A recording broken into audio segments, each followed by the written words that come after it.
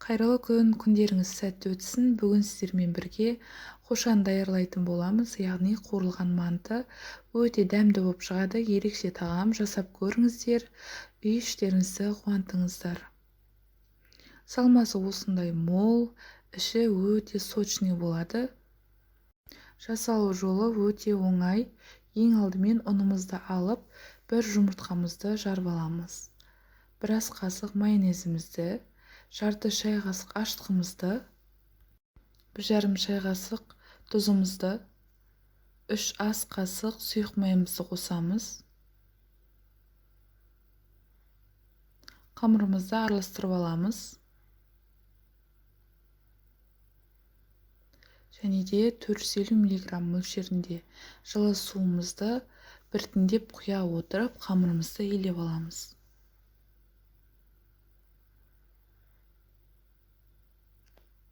Қамырымызды толықтай біріктіріп алғаннан кейін бізде видеодағыдай қатты қамыр шығады. Осы қамырды 10 минуттай иі қанғанша иін қандырып қайтарып илейміз. 10 минут шамасында қайтарып илегеннен кейін қамырымыз кішкене жұмсарады. Осы қамырымызды бетін жауып, жарты сағатқа қойып қоямыз. Жарты сағаттан кейін қамырымызды алып, бір қайтарып илейміз және де 10 минутқа тағы да қалдырамыз.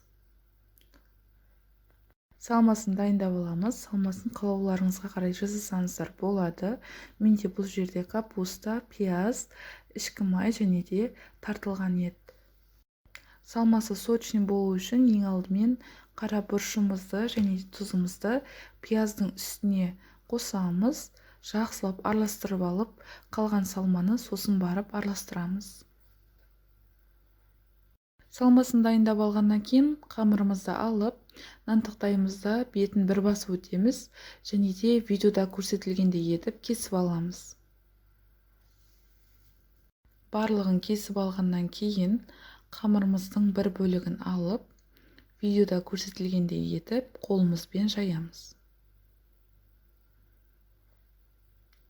Және де 33 грамнан қамырларымызды бөліп аламыз. Дөңгелектеп бір ыдысымызға салып, бетін жауып қоямыз, кеуіп кетпес үшін. Барлық қамырларымызды осылай дөңгелектеп дайындап аламыз.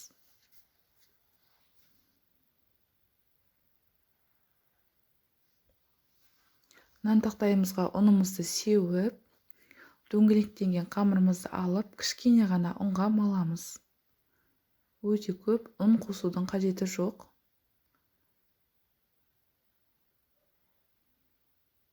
Қамырларымызды қатты жұқа, қатты қалың етпей, орташа етіп жайып аламыз.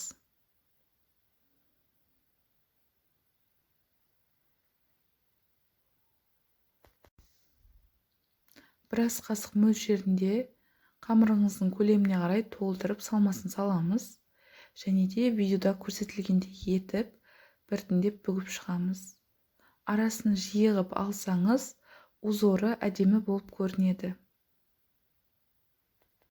Өздеріңіз қалаған бүгу әдісін қолдансаңыздар да болады. Ең бастысы қамырымызды осылай жабық етіп бүксек болды. Қуыру барысында бізде ашылып кетпес үшін. Тағы қайталап бір қамырды бүгу әдісін көрсетемін.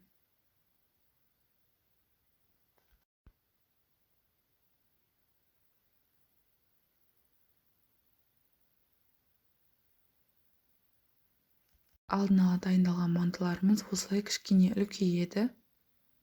Шұңғылдау ыдысымызға майымызды құйып қыздырамыз. Және де бүгілген жағын төменге қаратып, мантыларымызды қуырып аламыз. Мантыларымызды баяу отта қуырамыз. Кішкене ғана сарғайтып қуырып алсақ болды, сол жеткілікті. Майды құйған кезде өте көп қоятын болсаңыз, мантыларыңыз айналып кетеді және де дұрыс піспейді. Аз қоятын болсаңыздар, мантыларыңыздың бір жақ беті күйіп кетуі мүмкін.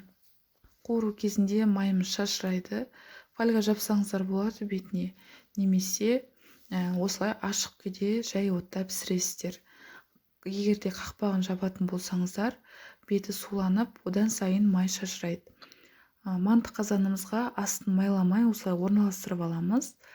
45 минутта пісіп шығады. Өте дәмді болып шығады. Жасап көріңіздер, каналға жазылыңыздар. Қайырлы күн, күндеріңіз сәтті өтсін. Бүгін сіздермен бірге өте нәзік, жұмсақ осындай сүзбелі пирогымызды дайындайтын боламыз. Жасалу өте оңай, сонымен қатар өте дәмді, ең бастысы қарапайым заттардан жасалады. Ең алдымен шұңғылдау қамыр илеуге ыңғайлы ыдысымызға електен өткізіп ұнымызды салып аламыз. Үстіне қант және де тоңазытқыштан алынған сары майымызды осылай жұқалап турап саламыз. Қолымызбен осылай майды ұнға үгіте отырып, крошка жасап аламыз. Міндетті түрде тоңазытқыштан алынған сары майды пайдаланамыз. Бізде осындай крошка шығады. Үстіне бір шай қасық қопсытқыш саламыз. Және де бір жұмыртқамызды жарып, қамырымызды илеп аламыз. Бір жұмыртқадан артық ештеңе қоспаймыз, сол бір жұмыртқамен қамырымыз бірігеді. Қамырымыздың барлығын толықтай біріктіріп алғаннан кейін бізде осындай күлше шығады. Осыны пакетке салып, тоңазытқышқа жарты сағатқа қойып қоямыз. Дәл осы қамырды алдын ала дайындап, 3 айға дейін мұздатқышта сақтасаңыздар болады. Керек кезінде шығарып, пайдалана бересіздер. Шұңғыл ыдысымызға 450 грамм мөлшерінде сүзбемізді саламыз. Егерде сүзбелеріңіз ірі болатын болса, блендердің көмегімен езіп алсаңыздар болады. Және де 5 ас қасық сметанамызды саламыз. Бір жұмыртқамызды қосып, массаны араластырып пайдалана береміз. Қамырымызды тоңазытқыштан шығарып, осылай керекті формамызға жұқалап жайып аламыз.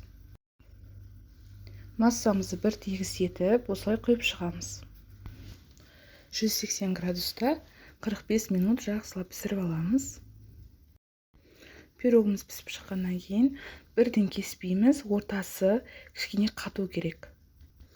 Пирогымызды 1-2 сағат көлемінде бөлме температурасында немесе салқын жерде ұстаймыз. Осылай өте дәмді, нәзік, аузыңызда еритін сүзбелі пирогымыз шығады. Жасап көріңіздер. Сіздермен бірге болған Айгүлдің асханасы. Қайырлы күн, күндеріңіз сәтті өтсін. Бүгін сіздермен өте оңай 5 қана минутта жасалатын Малибу салатының классикалық рецептісімен бөлісетін боламын. Жасалуы өте оңай, әрі өте дәмді салат. Қонақтарыңыз келген кезде немесе асығыс болған кезіңізде осылай турап-турап майонезбен араластыра қоясыз. Салатыңыз дайын.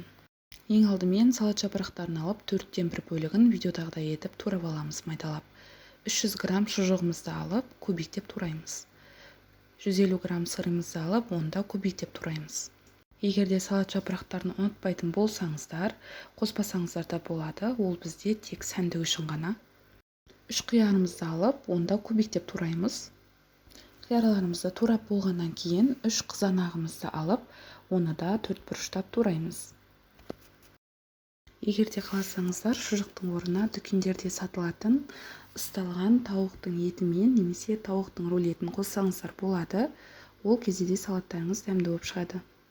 Салмамызды толықтай дайындап алғаннан кейін дәміне қарай шым-шым тұз және де қара бұрыш қосып, 150 грамм майонез қосып, салатымызды араластырамыз. Осымен біздің салатымыз дайын. Дайындалуына өте көп уақыт кетпейді, 5 қана минут кетеді, әрі өте дәмді болып шығады. Жасап көріңіздер. Егерде дәл осы рецептпен жасаған болсаңыздар, комментарийге жазып кетіңіздер. Алда шығатын жаңа рецепттерді жіберіп алмас үшін каналға жазылуды ұмытпаңыздар. Әрі жеңіл, әрі оңай дайындалатын салат. Көріп отырғандарыңыздай өте әдемі болып шығады. Ас болсын. Қайырлы күн, күндеріңіз сәтті өтсін. Бүгін сіздермен табиғи қыс мезгіліне таптырмас сусын, өрік және де апельсин қосылған дәмді компоттың рецептісімен бөлісетін боламын. Өте дәмді болып шығады. Жасап көріңіздер. Ең алдымен пайдаланатын банкымызды және де қақпақтарын 15 минуттан буға ұстап аламыз. Жақсылап жуып тазаланған өріктерімізді 801 келдің арасында банкілерімізге саламыз. 5-6 мм мөлшерінде дөңгелектеп кесілген, дәнінен тазартылған апельсиндерімізді 3 тілімден банкілерімізге салып шығамыз. Жалпызды қалауларыңызға қарай қоспасаңыздар да болады. Жалпызды қоссаңыздар мохитоның дәмін береді. Егер де қоспаған жағдайда апельсинді фантаның дәміне ұқсап шығады компоттарыңыз. Жалпыздарымызды салып алғаннан кейін 2 тілім лимоннан барлығына салып шығамыз. Қатты қайнап тұрған суымызды банкілеріміздің барлығына құйып шығамыз. Қайнаған суды құйғаннан кейін 25 минуттай қақпағын жауып, ауасы толығымен шыққанша күтеміз. 25 минут өткеннен кейін тегешімізге барлық ішіндегі суын құйып аламыз. Шыққан суда отта 20 минуттай қайнатамыз. Әр банкіге 300 граммнан қант қосамыз.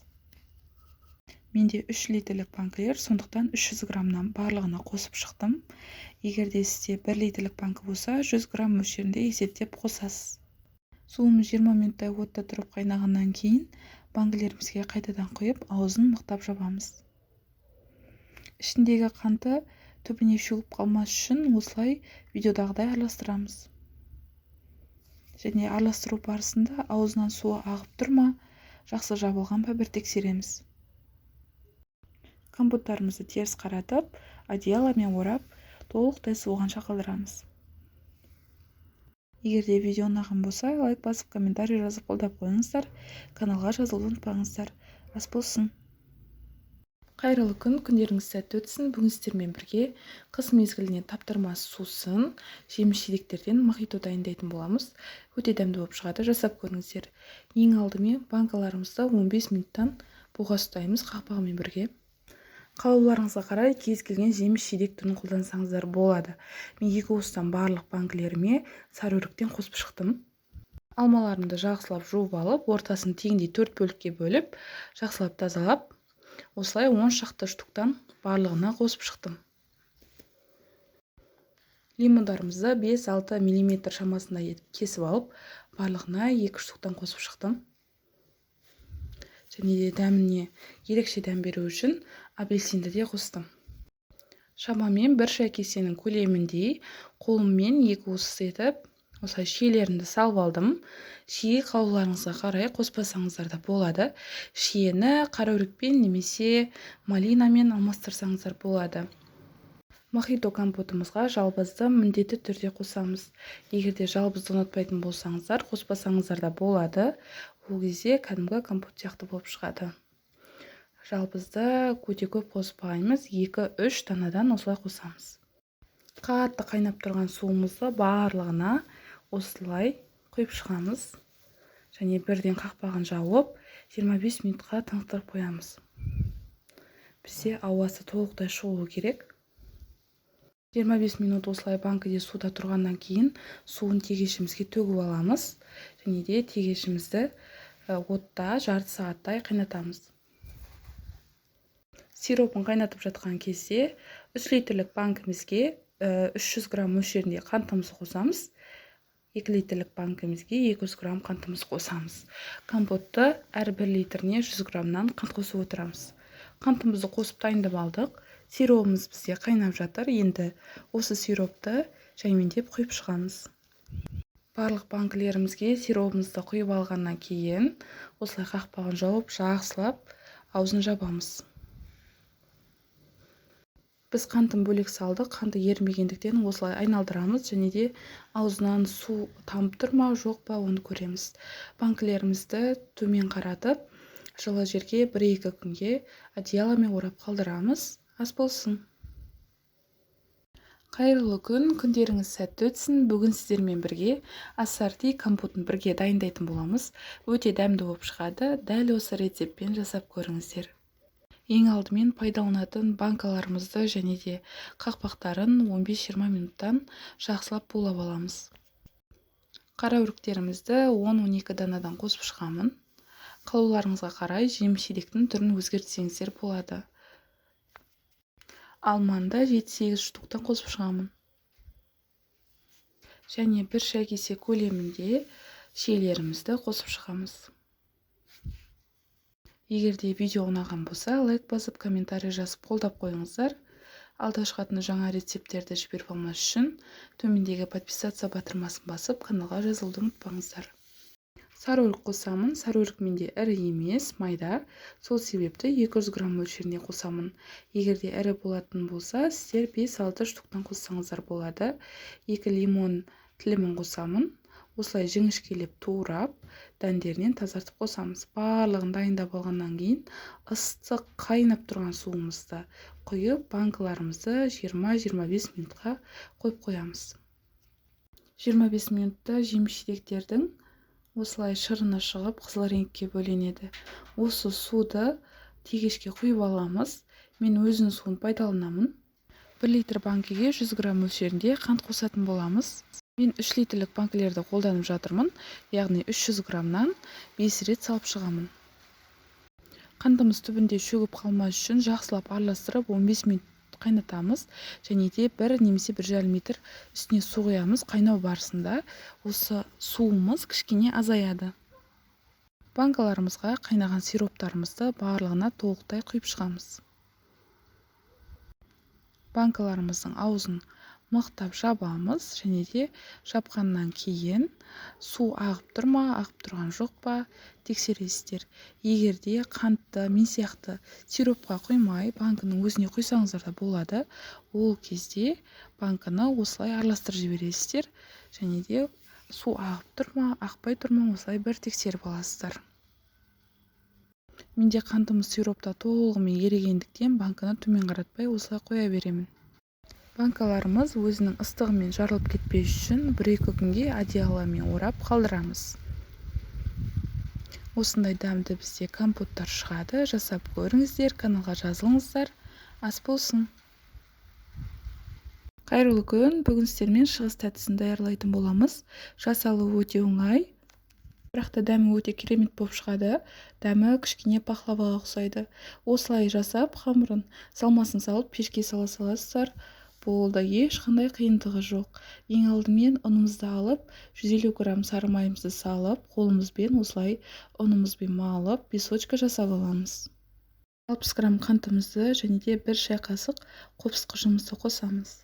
Бір жұмыртқамызды жарып, қамырымызды жинап аламыз. Бізде үгітілмелі қамыр шығады. Барлығы толықтай біріккеннен кейін мешокқа салып, тоңазытқышымызға жарты сағатқа қойып аламыз. Осындай қолға жабыспайтын жұмсақ қамыр шығу қажет. Жарты сағат қамырымыз сыныққаннан кейін алып, қолымыздың көмегімен формамызға біркелкетіп жайып аламыз. Үстіне алдын ала үгітілген 100 грамм грек жаңғағын бір тегіс етіп жайып шығамыз. Қалауларыңызға қарай басқа да дәндерді қоссаңыздар болады.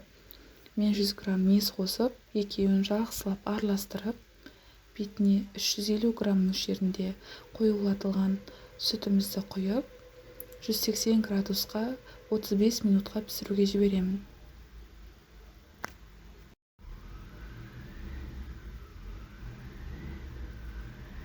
Барлығын алдын ала жуып дайындап аламыз.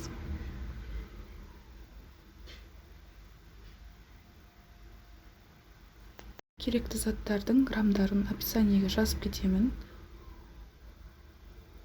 Видео ұнаған болса, лайк басып, комментарий жазып қолдауларыңызды сұраймын.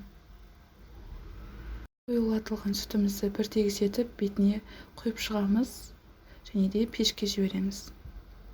Бізде өте дәмді пирог шығады. Жасап көріңіздер. Ас болсын. Каналға жазылуды ұмытпаңыздар. Қайырлы күн, күндеріңіз сәтті өтсін. Бүгін сіздермен бірге қарапайым заттардан жасалатын, өте тез дайындалатын осындай дәмді тағам түрін ұсынғым келеді. Ең алдымен картоп, пияз және де сәбізімізді кубиктеп турап аламыз. Салмасын дайындап аламыз. Тартылған етімізге пиязымызды қосып, дәміне қарай тұз бұрышын қосамыз. Жақсылап араластырып аламыз. Барлық қажетті заттарды описаниеге жазып кететін боламын. Тартылған етімізден осындай дөңгелекшелер жасап аламыз. Табамызға майымызды құйып, пиязымызды қуырып аламыз.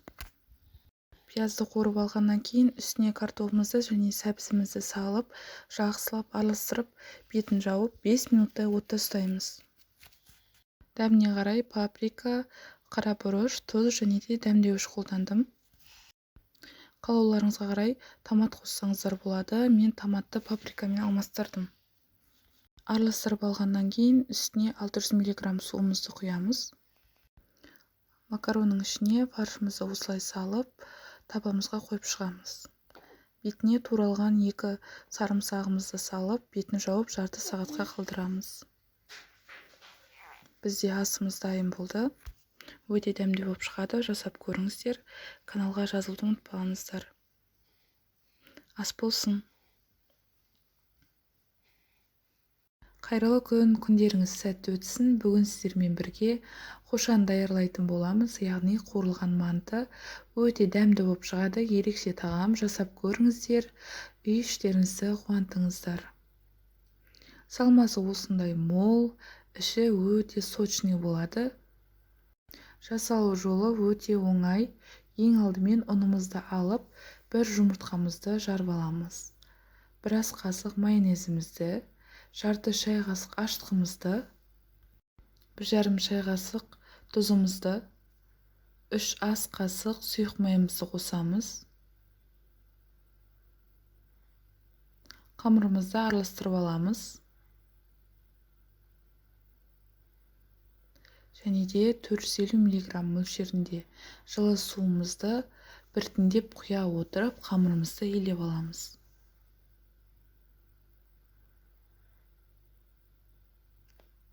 Қамырымызды толықтай біріктіріп алғаннан кейін бізде видеодағыдай қатты қамыр шығады. Осы қамырды 10 минуттай иі қанғанша иін қандырып, қайтарып илейміз. 10 минут шамасында қайтарып илегеннен кейін қамырымыз кішкене жұмсарады. Осы қамырымызды бетін жауып, жарты сағатқа қойып қоямыз. Жарты сағаттан кейін қамырымызды алып, бір қайтарып илейміз және де 10 минутқа тағы да қалдырамыз. Салмасын дайындап аламыз. Салмасын қалауларыңызға қарай жасасаңыздар болады. Менде бұл жерде капуста, пияз, ішкі май және де тартылған ет. Салмасы сочный болу үшін ең алдымен қара бұрышымызды және тұзымызды пияздың үстіне қосамыз. Жақсылап араластырып алып, қалған салманы сосын барып араластырамыз. Салмасын дайындап алғаннан кейін қамырымызды алып, нан тақтайымызда бетін бір басып өтеміз және де видеода көрсетілгендей етіп кесіп аламыз. Барлығын кесіп алғаннан кейін қамырымыздың бір бөлігін алып, видеода көрсетілгендей етіп қолымызбен жаямыз. Және де 33 грамнан қамырларымызды бөліп аламыз. Дөңгелектеп бір ыдысымызға салып, бетін жауып қоямыз, кеуіп кетпес үшін. Барлық қамырларымызды осылай дөңгелектеп дайындап аламыз.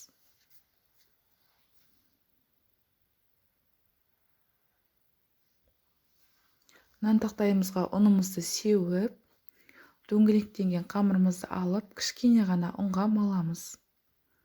Өте көп ұн қосудың қажеті жоқ.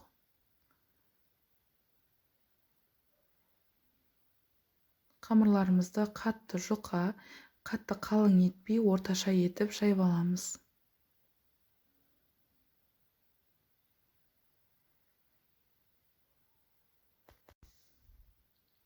Біраз қасық мөлшерінде қамырыңыздың көлеміне қарай толтырып салмасын саламыз.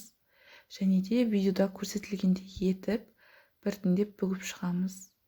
Арасын жиығып алсаңыз, узоры әдемі болып көрінеді. Өздеріңіз қалаған бүгу әдісін қолдансаңыздар да болады. Ең бастысы қамырымызды осылай жабық етіп бүксек болды. Қуыру барысында бізде ашылып кетпес үшін. Тағы қайталап бір қамырды бүгу әдісін көрсетемін.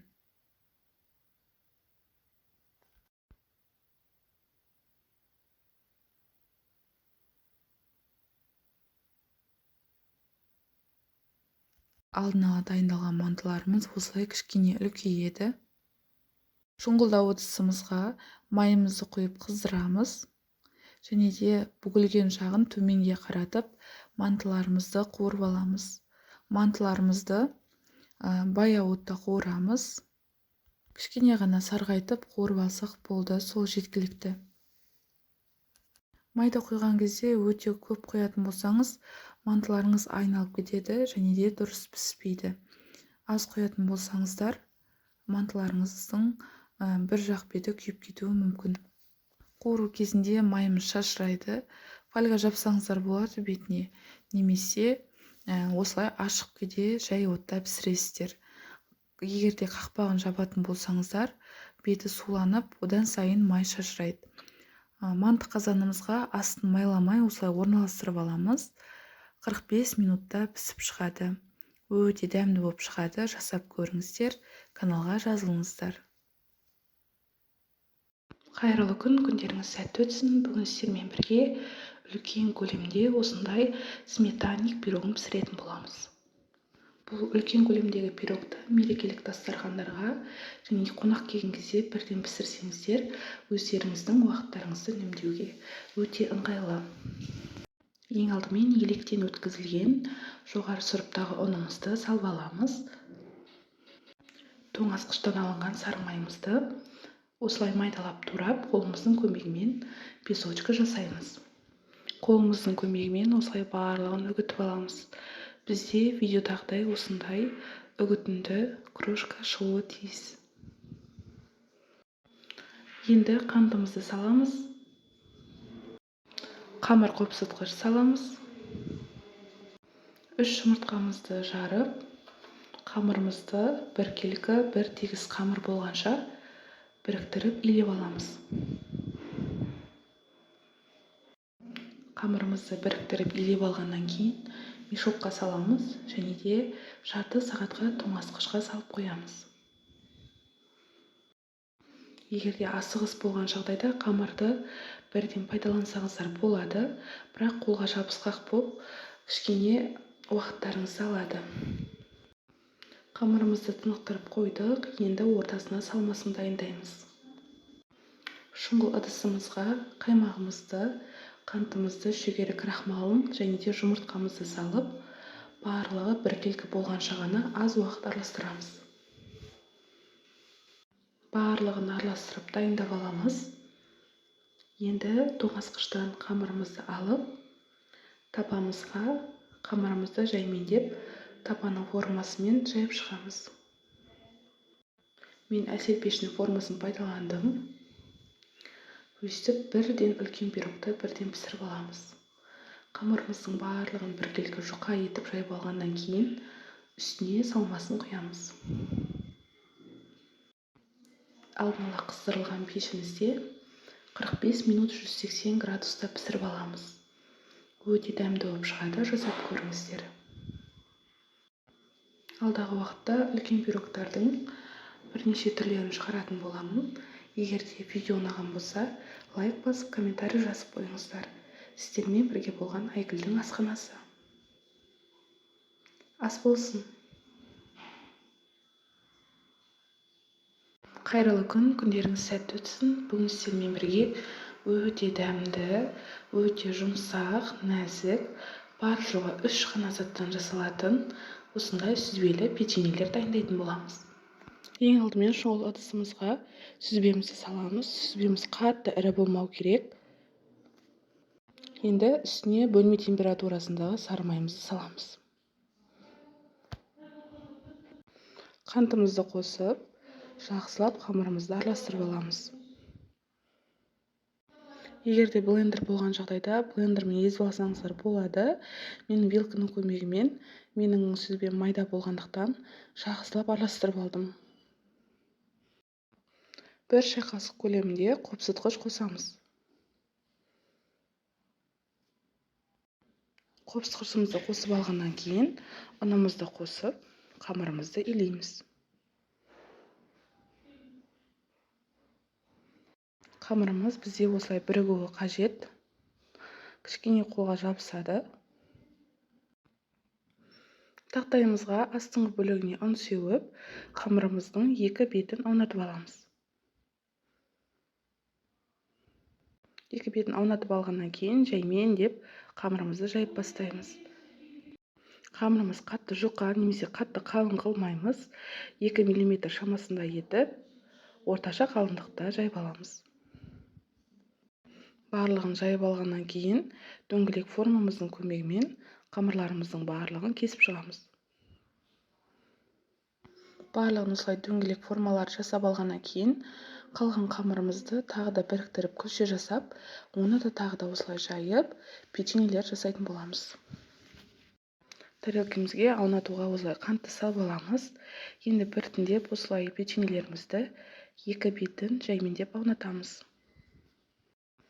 Видеодағыдай етіп бүктейміз. Барлығын осылай қайталап, табамызға орналастырып шығамыз. Дәл осы печеньені заказға пісірсеңіздер болады. Өте дәмді болып шығады және жасалу жолы өте оңай. Құрамы да қымбат емес, қарапайым, 3-4 саттан ғана тұрады. Барлығын осылай қайталап алғаннан кейін табамызға орналастырамыз. Бетін ештеңе жағудың қажеті жоқ. 180 градуста 20 минут пісіріп аламыз. Барлық керекті заттар грамдармен описаниеге жазып кететін боламын. Жасап көріңіздер, дәмді аспен үй іштеріңізді қуантыңыздар. Егер де видео ұнаған болса, лайк, комментарий жазып қолдап кетулеріңізді сұраймын.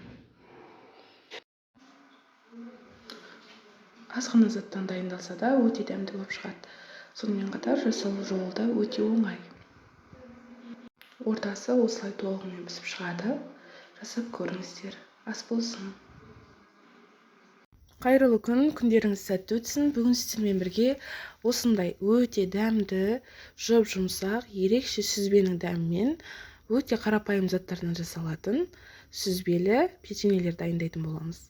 Ортасы осылай жақсы көтеріледі, өте дәмді болып шығады. Жасап көріңіздер.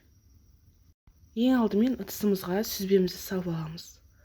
Үстіне бөлме температурасындағы жылы майымызды осылай турап саламыз.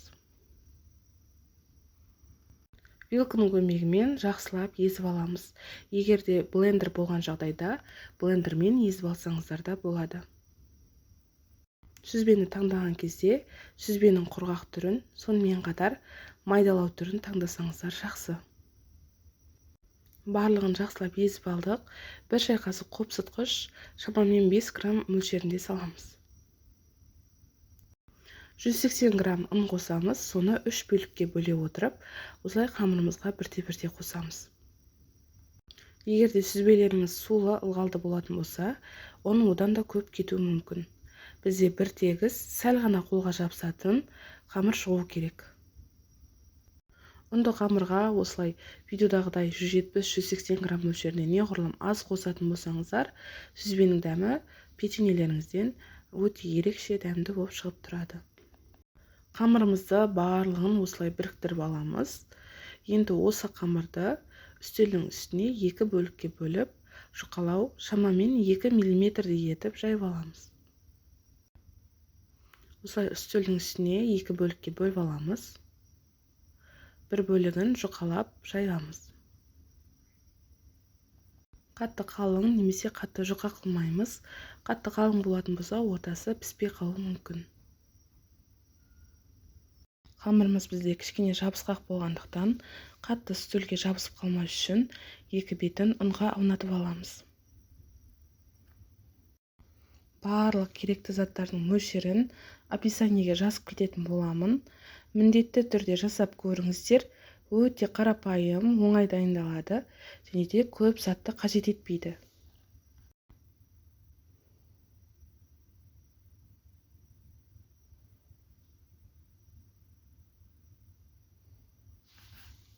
Шеттерін бір тегіс етіп жайып аламыз. Менде қамырдың шеттері біркелкі емес, соны пышақтың көмегімен кесіп, төртбұрышты етіп аламын. Кесілген қамырдың қалдықтарын жинап, одан тағы да осындай печеньелерді жаятын боламын. Осылай жайып алғаннан кейін үстіне біркелкі етіп барлық бөлігіне қант сеуіп шығамыз. Қанттың бетіне кокос жаңқасын себеміз.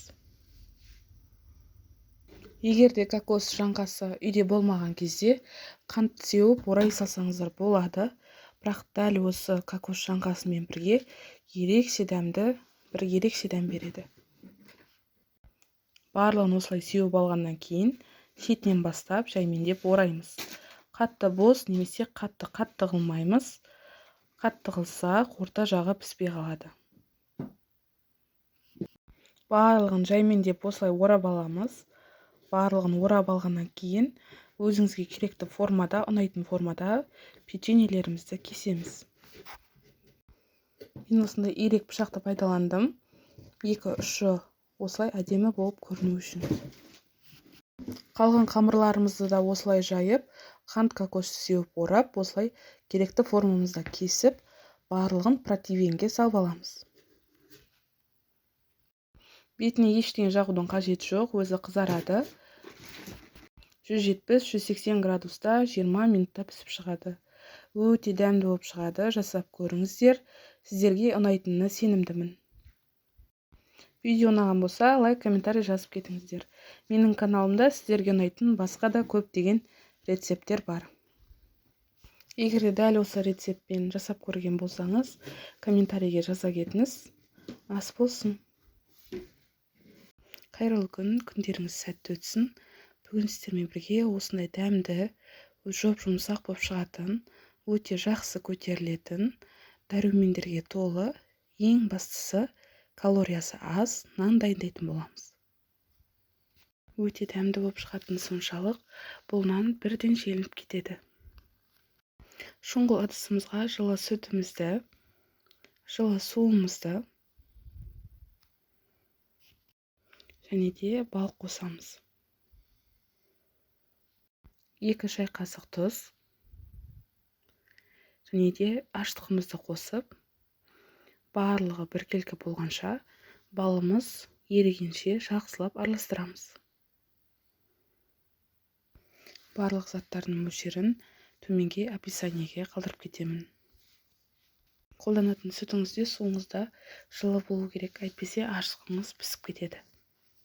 Барлығын толықтай араластырып алғаннан кейін сұйық майымызды қосып, тағы да араластырамыз. Асқабақтың пюресін қосамыз. Мен асылған дайын асқабақтың пюресін пайдаландым. Барлығы толықтай жібігенше, барлығы біркелкі болғанша, барлығын араластырып алдым. Онды бірден салмаймыз, онды бірте-бірте 2-3 бөлікке бөліп саламыз. Осылай араластырып аламыз.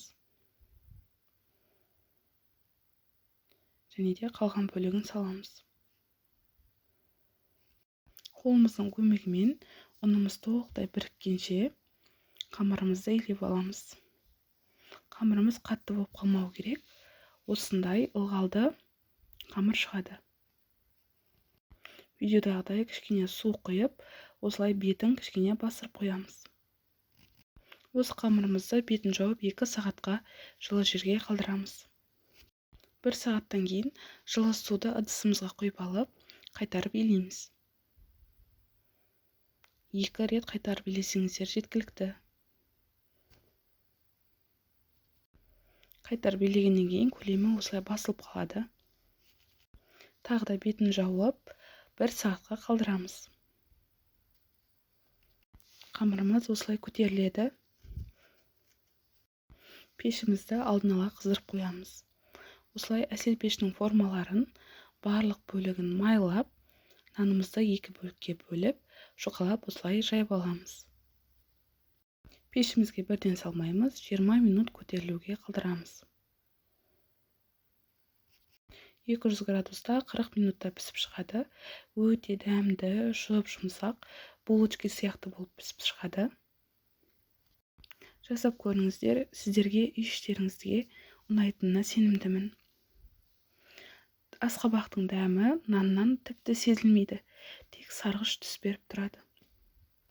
Асқабақты ұнатпайтын адамның өзі сүйсініп жейтініне сенімдімін. ас болсын.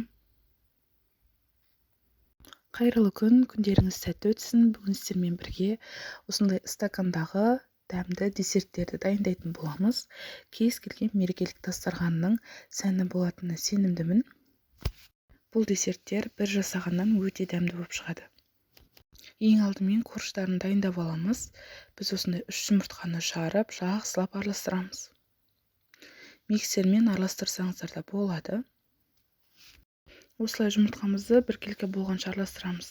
Үстіне 100 грамм қантымызды қосып, жақсылап ерігенше тағы да араластырамыз. Какаомызды және де сұйық майымызды қосамыз. Қатты ыстық немесе қатты салқын емес, жылы су қосамыз. Ешқандай іртік қалмайтындай біркелкі болғанша барлығын араластырамыз. Барлығын осылай біркелкі етіп араластырып алғаннан кейін қопсытқыш және де ұнымызды қосып, барлығын тағы да араластырамыз. Бізде осындай масса шығады. Қатты қою немесе қатты сұйық емес. Осы массамызды пергамент қағазға дөңгелек етіп, барлығын толықтай біркелкі етіп жайып шығамыз. Барлығын біркелкі жұқа етіп жайып болғаннан кейін алдын ала қыздырылған пешімізде пісіріп аламыз. Бұл корж өте дәмді болып шығады. Осылай биік, жұмсақ болып көтеріледі. Мен осылай пышақтың көмегімен бөлінділерге бөліп алдым. Кез келген тәсілмен корждарыңызды үгітіп алсаңыздар да болады. Корждарымызды дайындап алғаннан кейін біз кремін жасаймыз. Шұңғыл ыдысымызға кремімізді құйып аламыз. Өте баяу жылдамдықпен сағаттың тілімен осылай жаймен деп бастаймыз және де біртіндеп жылдамдатамыз. Осылай қоюлана бастайды. Видеодағыдай осындай масса шығуы қажет. Кондитерлік мешоктарға кремімізді салып, трайфлымызды жинай бастаймыз. Қасықпен немесе басқа затпен салғаннан көрі, осылай кондитерлік мешоктармен салған өте ыңғайлы. Мен осындай шыны ыдыстарды пайдаландым. Ыдысымыздың астыңғы бөлігіне осылай үгітінді коржымызды саламыз. Сүт пен қант араластырдым. Бұл бізде корждарымыздың құрғақ болып қалмау үшін, жеген кезде ылғалды, сондай дәмді болу үшін.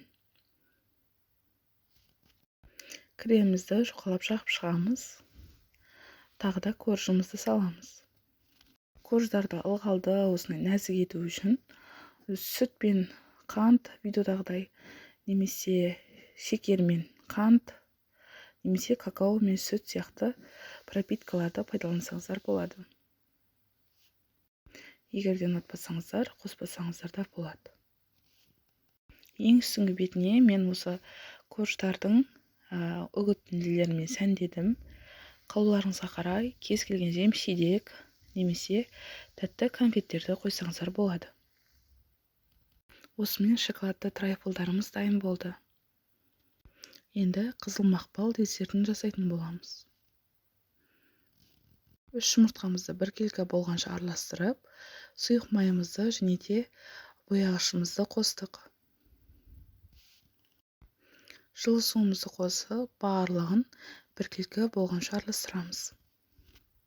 Қопсытқыш және де ұнды қосып, барлығын тағы да араластырып аламыз. Барлық керекті заттардың мөлшерін описаниеге астына жазып кететін боламын. Барлығын толықтай араластырып алғаннан кейін пергамент қағазымызға біркелкі етіп жағып пісіріп аламыз. Енді осы пісірген коржымызды жинаймыз. Шыны ыдысымызға коржымызды салып, пропиткасын құямыз. Кремін жағып, барлығын осылай қайталап аламыз. Үстіңгі бетіне үгітінділерін сеуіп әсемдейміз. Осымен шыны ыдыстарымыздағы десерттеріміз дайын, өте дәмді болып шығады. Кез келген дастарханның көркі болатынына сенімдімін. Жасап көріңіздер, дәмді аспен үй іштеріңізді қуантыңыздар. Ас болсын. Қайырлы күн, күндеріңіз сәтті өтсін. Бүгін сіздермен бірге өте дәмді болып шығатын қазақтың ұлттық тағамдарының бірі жаппа немесе жаппасай деп аталатын тағамды әзірлейтін боламыз. Жасалуы қарапайым және де дәмді болып шығады. Ең алдымен қамырын дайындап аламыз. 300 мг жылы суымызға 1 шай қасық тұз және де 1 жұмыртқамызды жарып, жақсылап тұзымыз ерігенше толықтай араластырамыз. Алдын ала дайындап алған ұнымызға сұйық массамызды қоса отырып, еттің қамыры сияқты етіп қамырымызды илеп аламыз. Артық су қоспаймыз, осы дайындап алған суымыз бізге толықтай жетеді. Қамырымыз толықтай барлығын біріктіргеннен кейін осылай иінін қандырып 10 минуттай қайтарып илейміз. 10 минут қайтарып илегеннен кейін жарты сағат қамырымызды тынықтырып қоямыз. Енді салмасын дайындап аламыз. 3 болгар бұрышы, 2 сарымсақ, 2 сәбіз, 1 пияз, 3-4 картоп және де 300 грамм етімізді барлығын майдалап төртбұрыштап тураймыз. Заттарымызды дайындап алғаннан кейін қазанымызға сұйық майымызды қосып қыздырамыз. Пиязымыздан бастап салып, жаймендеп қуырып бастаймыз. Пиязымыз қоңырқай түске енген кезде етімізді салып 5-10 минут бұқтырып қуырамыз. Сарымсақты осы етті қуыру кезінде саламыз. Бізге ерекше дәм береді. Сарымсақты 2 түйір қоссаңыздар болады. Етімізді қуырып алғаннан кейін болгар бұрышын және де сәбізді салып қуырамыз. Ең соңынан картоп және де 2 қызанағымызды қосып, дәміне қарай тұз бұрышын қосып жақсылап араластырып, 2 кесе шамамен 500 мг су құямыз. Енді осы су құйғаннан кейін 15-20 минут бұқтырып қоямыз. Қамырымыз ие қанып әдемі болып тұр. Енді осы қамырымызды бірдей бөлікшелерге бөліп шығамыз. Барынша кішілеу етіп бөлеміз. Бөлінген бөлікшелерді осылай күлше тәріздес етіп дөңгелекшелейміз. Барлығын жұқартып жайып аламыз.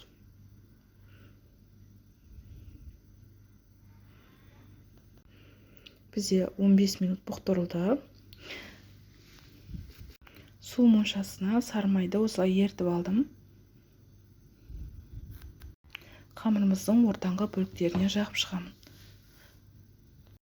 Сұйық майды жақсаңыздар да болады, бірақ сарымайды жақсаңыз ерекше тәтті дәм береді, сондықтан сарымайды жағуды кеңес беремін. Қамырымыз бір-біріне жабыспас үшін, құрғақ болып қалмас үшін осылай барлық бөлігіне майымызды жағып аламыз. Содан кейін келесі қамырымызды саламыз. Барлық қамырға осылай жасап шығамыз. Ең үстіңгі беттегі қамырды салдық. Ең үстіңгі беттегі қамыр көбінесе құрғақ болып қалады. Сондықтан майды көбірек жағыңыздар. Майымызды толықтай жағып алғаннан кейін қамырымыз піскенше баяу отта жарты сағаттай ұстаймыз. Қамырымыз пісті. Мен шетінен бір бөлігін жеп көрдім. Мінекей басқа табаққа алып, қамырымызды кішкене суытамыз. Қамырымызды табағымызға салып, үстіңгі бетіне осылай салмасын салып, рулет жасап орап шығамыз.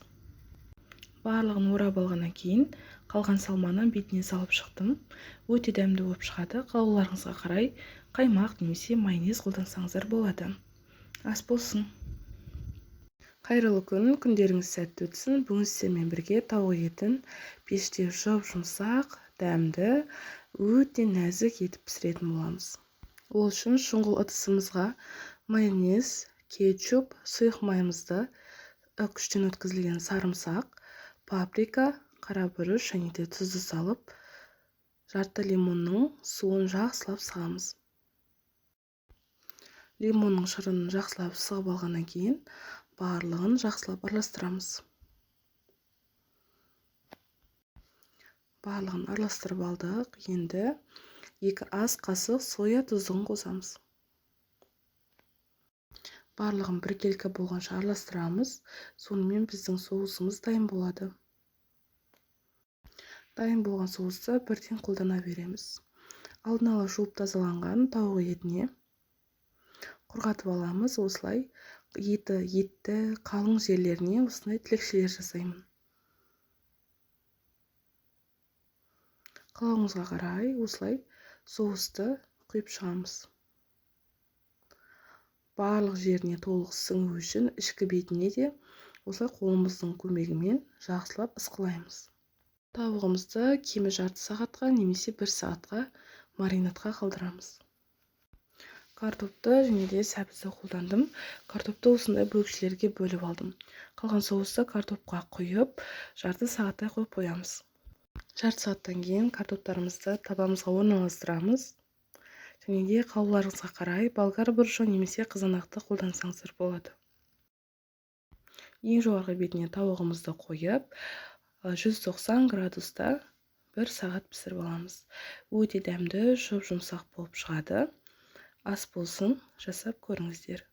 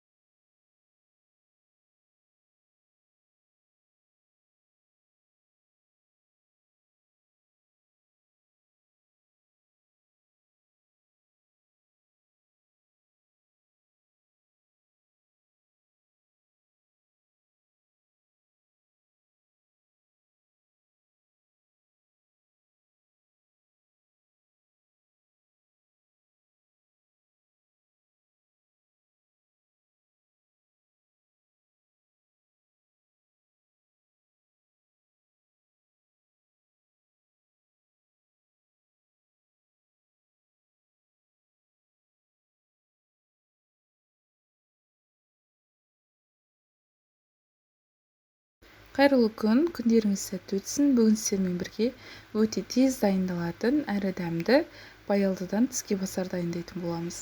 Ең алдымен баялдымызды жақсылап жуып, керек емес жерін алып тастаймыз. Осылай дөңгелекшелеп, жұқалап турап аламыз. Барлығын дөңгелекшелеп, жұқалап турап алғаннан кейін шұңғыл ыдысымызға саламыз. 2 ас қасық тұз саламыз. Тұз бізде ащы дәмін, қышқылтым дәмін алып тастау үшін және де қарайып кетпес үшін тұзымызды саламыз. Осылай баялдымыз сумен беттесіп тұратындай етіп су құйып, бір араластырып 15-20 минутқа қалдырамыз. Бізде осындай қоңырқай түске ену қажет. Бұл суды біз төгіп тастаймыз. Қолымыздың көмегімен әбден осылай сығып аламыз. Немесе қағаз салфеткаларды қолдансаңыздар болады. Барлығын дайындап алғаннан кейін 3 жұмыртқаны ыдысымызға жарып, шым-шым ғана тұз қосып, барлығы біркелкі болғанша араластырамыз. Табамызға майымызды қойып қыздырамыз. Және де жұмыртқамызға аунатып баялдыларды біртіндеп қуырып аламыз. Астыңғы жақ беті қоңырқай болған кезде алмастырамыз. Піскен баялдыларды қағаз салфеткалардың үстіне қойып, майынан құрғатып аламыз. Ортасына жағу үшін салмасын дайындаймыз.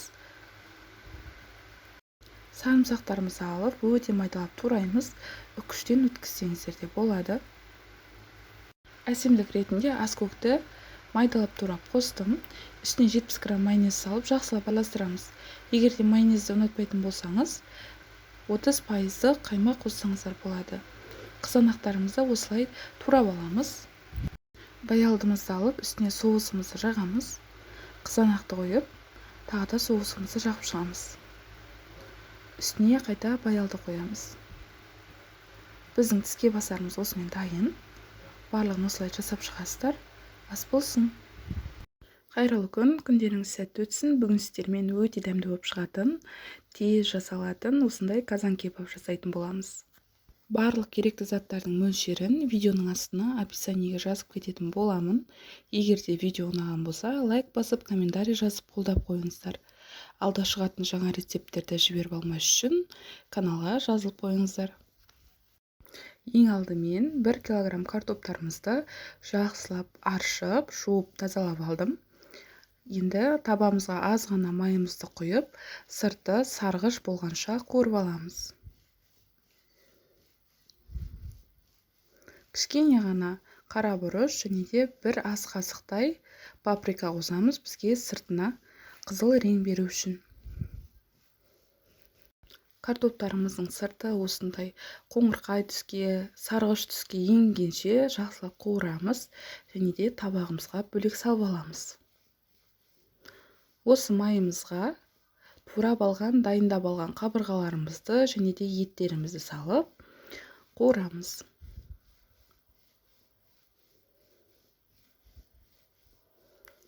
Дәміне қарай тұз және де 2 ас қасық соя тұздығын құйдым.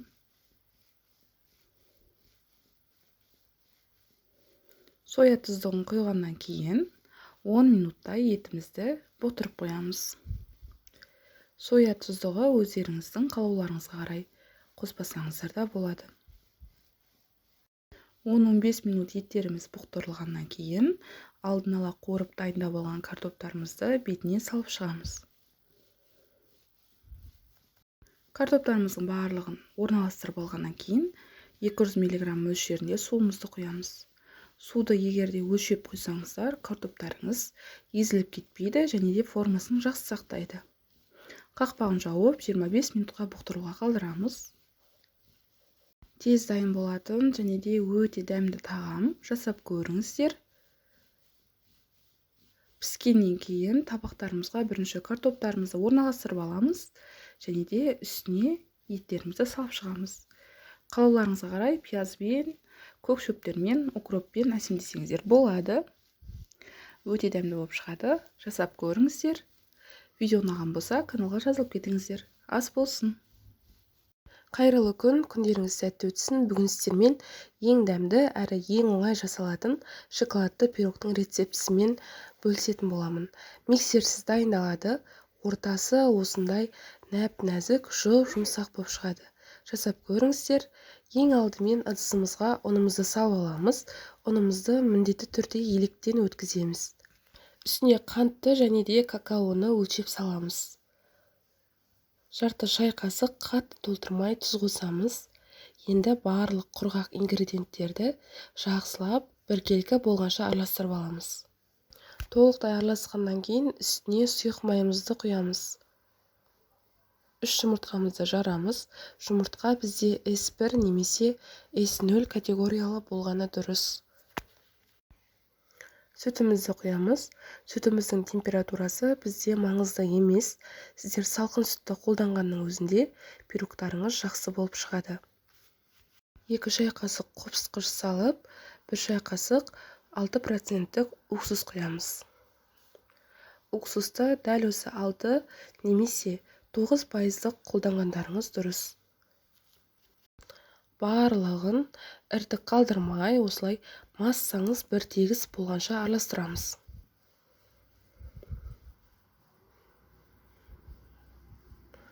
Осындай бір тегіс масса шығуы тиіс. Пешімізді алдын ала қыздырып қоямыз. Мен табаны майладым. Сіздер пергамент қолдана аласыздар. барлығын табамызға орналастырып, астыңғы бөлігіндегі ауасы шығу үшін кішкене сілкілеп жібереміз. 180 градуста 35 минутта пісіп шығады. Бетіне құю үшін ганаш дайындаймыз. 80 грамм шоколадымызға 60 грамм сливка немесе болмаған жағдайда сүт құйсаңыздар болады. Су моншасында немесе микроволновкада біз ертіп аламыз. Пирогымыздың піскенін білу үшін осындай таяқшаны кіргіземіз. Егерде құрғақ шыққан болса, пирогыңыз піскен деген сөз. Сәл суығаннан кейін бетіне ганашын қойып, осылай пирогты кеспедім, бетінен із қалдыра отырып, бөліктерге бөліп шықтым. Қалауыңызға қарай әсемдесеңіздер болады. Мен ақ шоколадтың осындай тамшыларымен әсемдедім. Өте дәмді болып шығады. Жасап көріңіздер. Ас болсын. Қайырлы күн, күндеріңіз сәтті өтсін. Бүгін сіздермен осындай үлпілдек, мақтадай жұп-жұмсақ бауырсақ пісіретін боламыз. Бұл қамырымызды бауырсақтардан бөлек пирожкилерге, булочка, пицца, хачапури және де қамырдан жасалатын пирогтарға қолдана аламыз.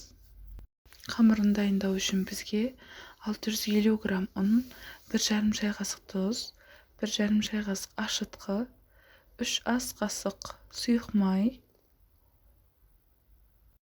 3 ас қасық қаймақ қажет болады, және де 3 ас қасық қантымызды қосып, 350 мг жылы суымызды қосып, қамырымызды илеп аламыз.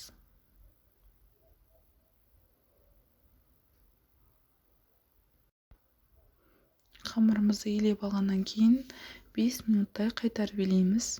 Қамырымызды дайындап алғаннан кейін 40 минут 1 сағатқа көтерілуге қойып қоямыз. Көтерілуге қойған уақытта 2 немесе 3 рет қайтарып илейміз. Сол кезде бізде жұп-жұмсақ қамыр шығады. Егерде видео ұнаған болса, лайк басып, комментарий жазып қолдауларыңызды сұраймын. Және де алда шығатын жаңа рецепттерді жіберіп алмас үшін каналға тіркеліп қойыңыздар. Қамыр менде 1 сағаттай тұрды. 3 рет қайтарып иледім. Қамырымызды алып, нан тақтайымызға қоямыз.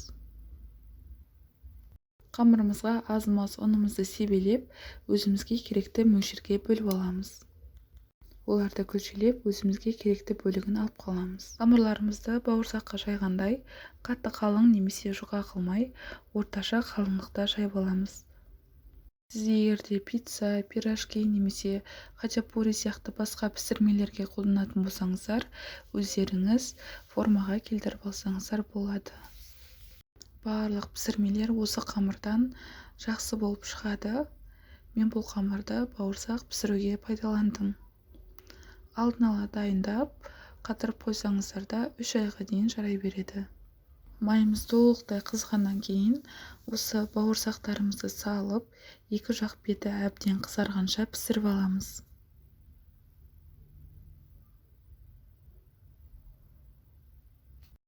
Бізде осындай дәмді, қып-қызыл жақсы көтерілген бауырсақтар шықты.